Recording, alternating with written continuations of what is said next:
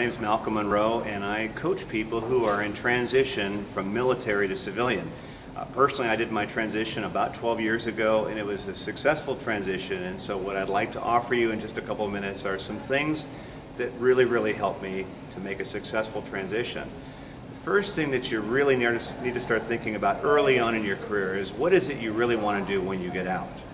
Ideally, career transition for military people begins the day you step off the bus at boot camp or your OIS. If you start to think then about what you want to do, you can begin to gear your career toward it. Now, I understand that you probably have not had a chance to do that, so maybe what you start thinking about now is, what is it you want to do? For some people, it's following directly in what they did in the military. For others, it's a different path. Decide on what that thing is first. Now, the second thing you'd want to do is to start doing an inventory of your skills, your knowledge, your abilities, your accomplishments you did in your military career. Put those down in a format that, number one, you can use to build a resume, and number two, you can use when somebody comes up and asks you, hey, tell me a little bit about yourself. Third thing you need to be able to do then is to start looking for the companies that really are the targets that you want, and begin to open up your networks.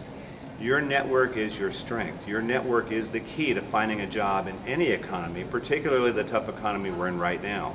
By opening up a network and knowing people in these various areas, what you can do is leverage their connection to find the company and the job that you want to be in.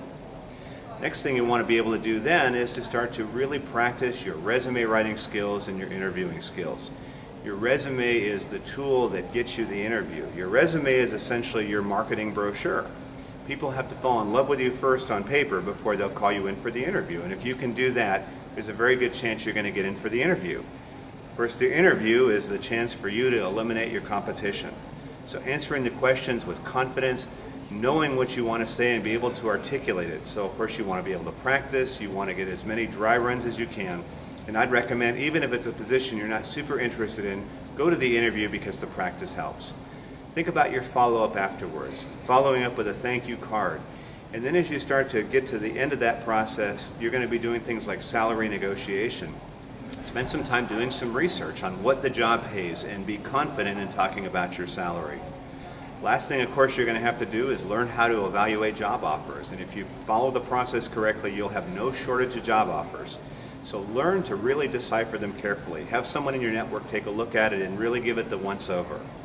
And finally, when you've achieved that job, you need to start thinking about this as a stepping stone to the next step in your career. As human beings, we're always growing, and so make sure whatever you do, you're looking at what the next step might be.